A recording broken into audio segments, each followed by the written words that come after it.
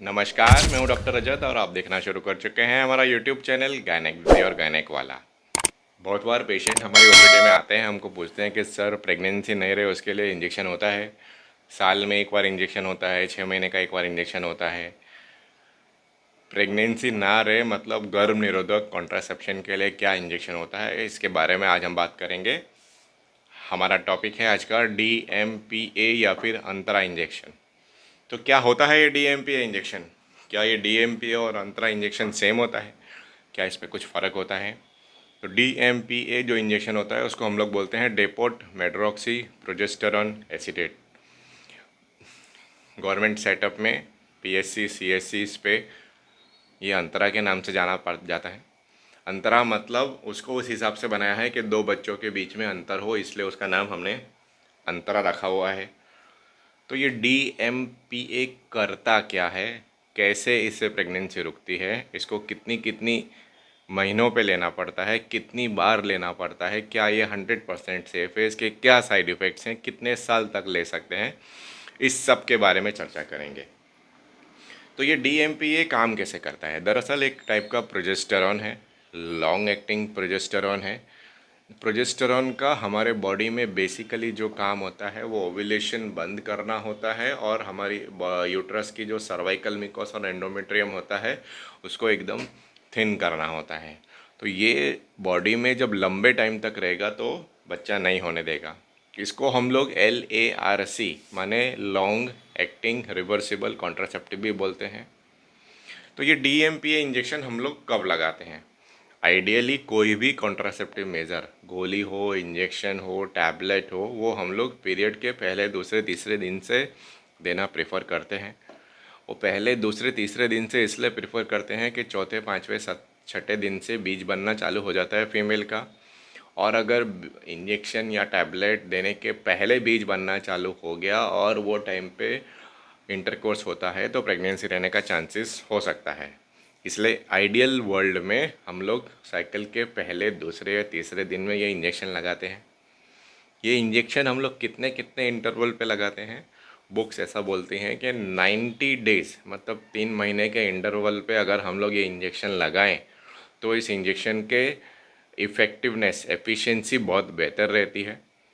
लेकिन company to company depend करता है। कभी कभी 90 डेज़ के बाद हम लोग उसके ऊपर 2 4 दिन 8 दिन 10 दिन ऊपर होता है तो भी कोई प्रॉब्लम नहीं होता है। लेकिन इन आइडियल वर्ल्ड हमको 3 महीने के अंदर ये इंजेक्शन लगा देना पड़े। अगर हर 3 महीने पे इंजेक्शन लगाते हैं मतलब साल के 4 इंजेक्शन होते हैं। और ये इंजेक्शन मैक्सिमम हम लोग 2 या 3 साल तक ही लगा सकते हैं। क्यों उससे ज़्यादा नहीं लगा सकते उसके बारे में हम लोग बाद में बात करेंगे। ये इंजेक्शन कैसे और कहाँ दिया जाता है? ये इंजेक्शन हम लोग कमर पे मतलब हिप्स पे लगाते हैं। क्योंकि ये डेपो प्रिपरेशन होता है, स्लाइटली ऑयल बेस्ड होता है तो थोड़ा सा पेनफुल होता है। अपर आउटर क्वाड्रेंट ऑफ बटक्स में हम लोग लगाते हैं और हर 3 महीने पे लगाते हैं। अच्छा, इस इंजेक्शन के लिए बहुत सारे फीमेल्स और पेशेंट्स के दिमाग में एक धारणा है कि ये इंजेक्शन से वेट गेन होता है, वज़न बढ़ता है, ये इंजेक्शन से पीरियड नहीं आता है, ये इंजेक्शन से आगे प्रेगनेंसी रोकने में तकलीफ़ होती है। मैं सारी चीज़ों के बारे में एक एक करके बात करता हूँ। सबसे पहले DMPA इंजेक्शन से वज़न बढ़ता है। कोई भी टाइप का प्रोजेस्टेरॉन अगर आप लेंगे, हमारा बॉडी का नेचुरल मैकेनिज़्म है कि फीमेल्स के बॉडी में जब progesterone hormone second half of the cycle में भी होता है तो वो वेट गेन इसलिए करता है क्योंकि बॉडी में फ्लूइड रिटेंशन होता है।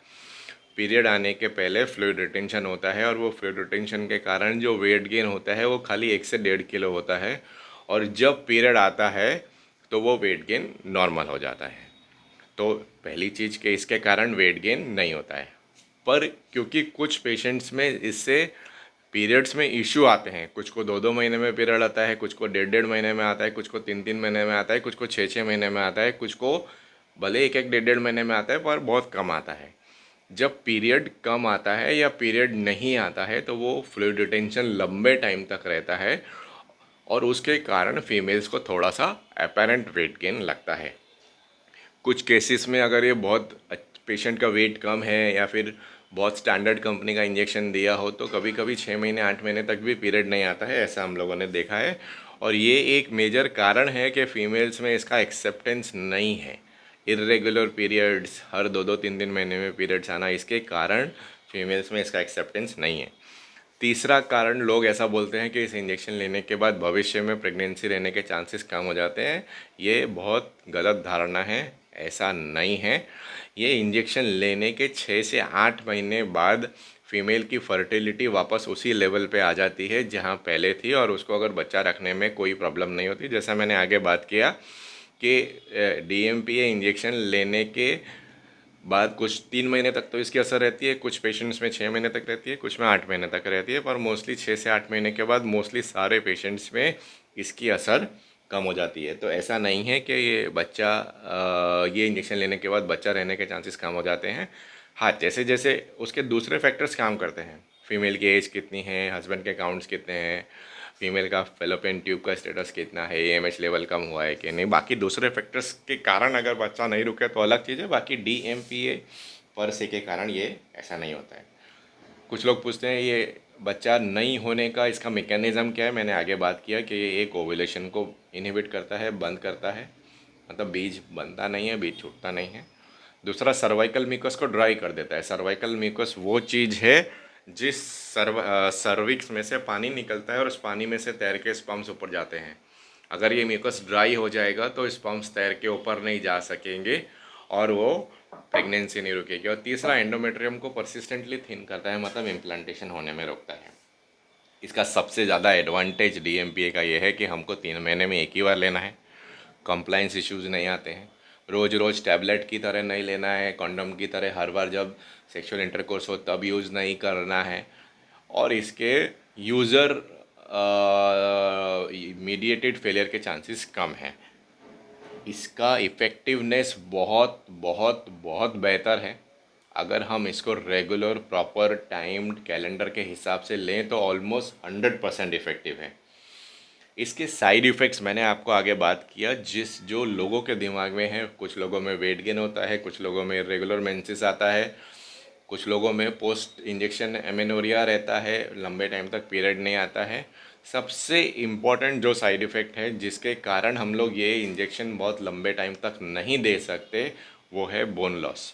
अगर ये इंजेक्शन हमने 2 या 3 साल से ज़्यादा दिया तो ये इंजेक्शन फीमेल्स की जो हड्डियां हैं उसको पोरस करता है, ओस्टियोपोरोसिस करता है, और लंबे टाइम देने में इस इंजेक्शन से हड्डियां कमज़ोर हो सकती हैं, भविष्य में फ्रैक्चर होने का चांसेस हो सकता है।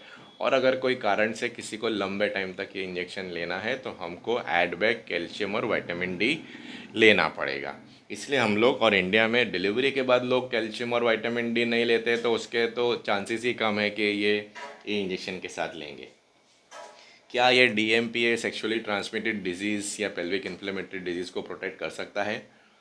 इसका आंसर है थोड़ा बहुत, कुछ 20-25-50% तक तो ये काम कर सकता है, क्योंकि सर्वाइकल म्यूकस ड्राई करेगा तो वजाइना से इन्फेक्शन ऊपर यूट्रस और सर्विक्स और यूट्रस में नहीं जाएगा, तो पेल्विस में इन्फेक्शन नहीं फैलेगा। लेकिन वजाइना में तो इन्फेक्शन रहने वाला है, क्योंकि वो सेक्सुअल स्पर्म मीडिएटेड ट्रांसपोर्ट होता है, तो वजाइना में इन्फेक्शन रहेगा। इसलिए अगर कॉन्डम यूज़ होगा उसके साथ तो सेक्सुअली ट्रांसमिटेड इन्फेक्शन से ऑलमोस्ट 100% प्रोटेक्शन मिलेगा।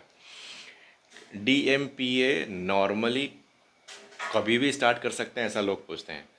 देखिए, अगर हस्बैंड और वाइफ साथ में नहीं रह रहे हैं, कभी कभी जैसे डिलीवरी के बाद क्या होता है कि माँ बच्चे को दूध पिला रही होती है और माँ अपने मायके में होती है, तो वो टाइम पे तो आप DMPA आप कभी भी साइकिल के कोई भी दिन पे लगा सकते हो, कोई प्रॉब्लम नहीं है।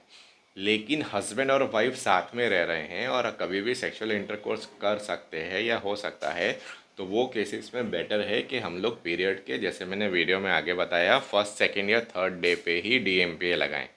वो सबसे ज़्यादा इंपॉर्टेंट है। अदरवाइज़ अगर हस्बैंड वाइफ एक साथ एक जगह पे नहीं है, हस्बैंड कोई दूसरी सिटी में है, वाइफ कोई दूसरी सिटी में है, या फिर ऐसा अलग अलग घर में है, कोई कारणवश रह रहे हैं, तो फिर हम लोग उसको DMPA को कभी भी लगा सकते हैं। अच्छा, बहुत सारे केसेस में क्या होता है कि कभी कभी शेड्यूल्ड इंजेक्शन भूल जाते हैं। जैसे हमने आज इंजेक्शन दिया तो एग्जैक्ट 90 डेज़ के बाद अगर इंजेक्शन भूल गए तो क्या करना है। उसमें चांसेस ये होता है कि हम पहले बात देखते हैं कि अगर सपोज पेशेंट हमारे पास 5 महीने बाद आ रहा है, उसको प्रेगनेंसी नहीं है, तो हम लोग उसको दूसरा इंजेक्शन तभी लगा देते हैं। उसको बोलते हैं, पहले उसको प्रॉपर हिस्ट्री टेकिंग करते हैं कि भाई उसने पिछले पीरियड जब से आया है तब से सेक्सुअल इंटरकोर्स किया है कि नहीं किया है। अगर उसने सेक्सुअल इंटरकोर्स किया है तो उसको बताते हैं कि भाई अगर आपका पीरियड मिस हुआ तो आप हमको तुरंत आके बताना, और अगले 7 से 10 दिन के अंदर जब भी आप रिलेशन रखें तो कॉन्डम का एक्स्ट्रा उपयोग करें, और उसके बाद आप शेड्यूल से इंजेक्शन लें। अच्छा, डीएमपीए को 3 महीने में ही क्यों दिया जाता है, 2 महीने में क्यों नहीं दिया जाता, 4 महीने में क्यों नहीं दिया जाता है? उस जो हमने डोज सेट की हुई है वो 3 महीने तक रहती है। 3 महीने से ज़्यादा देने में हर 2 महीने पे देंगे तो थोड़ा सा ज़्यादा डोज हो जाएगा। ये कॉन्ट्रासेप्शन के बारे में बात कर रहा हूँ। और 3 महीने से अगर 4 महीने पे देंगे तो वो डोज कम हो जाएगा, तो उसकी इफेक्टिवनेस कम हो जाएगी। लंबे टाइम तक डीएमपीए लेने का जो साइड इफेक्ट है मैंने बताया, ऑस्टियोपोरोसिस फॉलोड बाय फ्रैक्चर का रिस्क रहता है, इसलिए हम लोग बहुत लंबे टाइम तक इसको डीएमपीए को नहीं देते। अच्छा, किसी फीमेल ने डीएमपीए लिया, फिर बाद में उसको प्रेग्नेंट होना है, तो हम लोग पे फीमेल को ऐसा बोलते हैं कि जब भी आपको प्रेगनेंसी रखनी है उसके 3 महीने के पहले आप हमको मिले, है ना, तो हम लोग 3 महीने पहले आपका इंजेक्शन बंद करेंगे और फॉलिक एसिड की टैबलेट चालू करेंगे।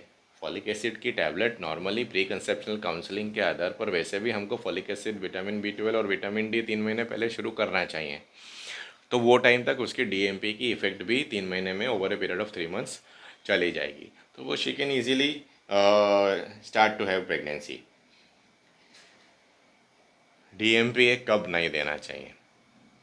बहुत सारे पेशेंट्स ऐसा होते हैं कि बोलते हैं कि हम लोग कोई भी केस अगर उसको हार्मोनल डिसऑर्डर्स हैं या ब्रेस्ट के डिसऑर्डर्स हैं तो वो केसेस में हम लोग डीएमपीए नहीं देते।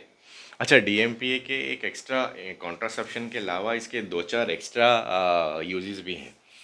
मेनोरेजिया मतलब जैसे 35 साल की फ़ीमेल, 40 साल की फ़ीमेल, अगर किसी को बहुत ज़्यादा ब्लीडिंग हो रही है तो वो पेशेंट्स में भी हम लोग डीएमपीए देते हैं और बहुत अच्छा काम करता है। बेसिकली ब्लीडिंग का कारण क्या होता है? मोस्ट ऑफ द केसेस में ब्लीडिंग इसलिए होती है क्योंकि ईस्ट्रोजन के कारण एंडोमेट्रियम ज़्यादा होता है, और वो एंडोमेट्रियम जब ज़्यादा होगा तो पीरियड के टाइम पे ज़्यादा शेड ऑफ होगा जिसके कारण ब्लीडिंग होगी। प्रोजेस्टेरॉन क्या करता है? वो ईस्ट्रोजन को काउंटर एक्ट करता है, ईस्ट्रोजन की इफेक्ट कम करता है। ईस्ट्रोजन का एक्शन जो एंडोमेट्रियम बढ़ाने के लिए है वो एंडोमेट्रियम को कम करेगा, तो वो उसके कारण ब्लीडिंग कम करेगा। डीएमपीए मतलब डेपो मेड्रोक्सी प्रोजेस्टेरॉन एसिडेट, ये प्रोजेस्टेरॉन का डेपो फॉर्म है। डेपो मतलब बहुत सारा इंजेक्शन हमने एक साथ रख दिया है और वो धीरे धीरे बॉडी में रिलीज हो रहा है, तो वो ब्लीडिंग को कंट्रोल करेगा। तो ये हम लोग जब कोई फीमेल को बहुत सीवियर ब्लीडिंग होता है तो उस केसेस में भी देते हैं। डीएमपीए कॉन्ट्रासेप्शन के लिए सबसे बेस्ट जो होता है वो हम लोग इमीडिएट पोस्ट डिलीवरी के 1-1.25 महीने बाद हम लोग लगा देते हैं, क्योंकि वो टाइम पे फीमेल को वैसे भी रेगुलर पीरियड्स आ रहा होता है, फीमेल ब्रेस्ट फीडिंग कर रही होती है, तो immediate post delivery postmortem contraception के लिए बेस्ट है। और कभी कभी एमटीपी के बाद भी हम लोग डीएमपी लगाते हैं, किसी से कोई फीमेल को हमने एमटीपी पिल दिया या फिर हमने सक्शन इवैक्यूएशन किया, एमटीपी डीएनसी किया, उसके बाद भी हम लोग डीएमपी लगा सकते हैं as a method of contraception. अच्छा, डीएमपीए की कोई एज लिमिट ऐसी स्पेसिफिक नहीं है, कोई भी फीमेल ले सकती है। लाइक आई सेड, जैसे मैंने वीडियो में पहला बोला कि डीएमपीए लगाने से 4 चीज़ें होती हैं: regular menses, apparent weight gain और एमेनोरिया। अगर फीमेल को इन सारी चीज़ों से प्रॉब्लम नहीं है तो कोई प्रॉब्लम नहीं। अच्छा, वेट गेन का ऐसा नहीं है कि 10 किलो, 15 किलो, 20 किलो बढ़ जाएगा। डीएमपीए लगाने से वेट गेन 1-2.25 किलो तक ही होता है, उससे ज़्यादा नहीं होता है। ठीक है, बेस जो स्टडीज़ हुई हैं, मेरे को बहुत सारे पेशेंट पूछते हैं sir oral contraceptive pills, hormonal pills और ये हार्मोनल इंजेक्शन से वेट गेन क्यों होता है? एक बहुत साल पहले एक स्टडी हुई थी, उस स्टडी में ऐसा पाया गया कि जो भी फीमेल बेसिकली जब फीमेल्स को प्रेगनेंसी नहीं चाहिए तो बार बार उनके दिमाग में एक डर रहता है कि प्रेगनेंसी रुक जाएगी तो क्या होगा। उस डर के कारण फीमेल्स थोड़ा सा कम खाना खाते हैं तो उनका वेट मेंटेन रहता है। जब एक अच्छा कॉन्ट्रासेप्टिव यूज़ करते हैं जैसे डीएमपीए, जैसे ओरल कॉन्ट्रासेप्टिव पिल, तो उनके दिमाग से वो डर निकल जाता है और उस वो एकदम बिंदा स्टेट में आते हैं, तो थोड़ा सा रिलेटिवली ज़्यादा खाना हो जाता है तो उसके कारण वेट गेन होता है। बाकी पर से because of hormones, oestrogen, progesterone, DMP, उनके कारण वेट गेन नहीं होता है, तो ये दिमाग से निकालना ज़रूरी है। कौन से केसेस में डीएमपीए फेल होता है? जैसे मैंने बताया कि सपोज़ हम पेशेंट हमारे पास 10वें दिन पे आया और उसने पिछले 2-4 दिन में रिलेशन रखा था, हमने 10वें दिन पे DMPA लगा दिया, तो 1 महीने के बाद उसको प्रेगनेंसी रखने का चांसेस हो सकता है और वो फेल हो सकता है। इसलिए हम लोग DMPA हमेशा प्रेफर करते हैं कि साइकिल के पहले, दूसरे, तीसरे दिन पे दें। उसके 2 कारण हैं। हम लोग हमारे सेंटर पे DMPA जब भी लगाते हैं कॉन्ट्रासेप्शन के लिए, सबसे पहले हम लोग एंडोमेट्रियम देखते हैं। अगर एंडोमेट्रियम थिन है एकदम थिन है तो प्रेगनेंसी रहने के चांसेस बहुत कम रहते हैं, तो हम लोग लगा देते हैं। फिर भी हम लोग पेशेंट को हिस्ट्री टेकिंग पूछते हैं कि भाई पिछले 4-5-7 दिनों के अंदर आपने इंटरकोर्स किया है, तो उसको ये केविएट के साथ भेजते हैं कि भाई अगर आपका पीरियड नहीं आया तो फिर आप हमारे पास आएँ, क्योंकि हम लोग प्रेगनेंसी रहने का ट्रीटमेंट करते हैं और हमको पता है कि 1 महीने में प्रेगनेंसी रहने का चांसेस 4-5-7% से ज़्यादा नहीं होता है। मतलब 90-95% चांस है कि प्रेगनेंसी नहीं होगा, इसलिए हम लोग वो टाइम पे इंजेक्शन लगा देते हैं, क्योंकि हो सकता है कि पेशेंट दोबारा ना आए हमारे पास इंजेक्शन लेने के लिए या कहीं भी। कॉन्ट्रासेप्शन से अनवांटेड प्रेगनेंसी के चांसेस कम करने की कोशिश करते हैं, क्योंकि अनवांटेड प्रेगनेंसी को मिसकैरेज करने से फीमेल के बॉडी में डैमेज होता है, यूट्रस को डैमेज होता है, और बार बार एबॉर्शन करने से यूट्रस को लॉन्ग टर्म में डैमेज होता है। यूट्रस में एडिनोमायोसिस के चांसेस बढ़ते हैं, bleeding, menorrhagia, abdominal pain, dysmenorrhoea के चांसेस बढ़ते हैं, और फीमेल को लंबे भविष्य में अगर प्रेगनेंसी रखना है तो उसके चांसेस भी घटते हैं। तो ये था हमारा DMPA के ऊपर शॉर्ट एंड स्वीट टॉपिक। आपको ये टॉपिक कैसा लगा कमेंट करके ज़रूर बताएं। वीडियो को लाइक करें, चैनल को सब्सक्राइब करें। नमस्कार।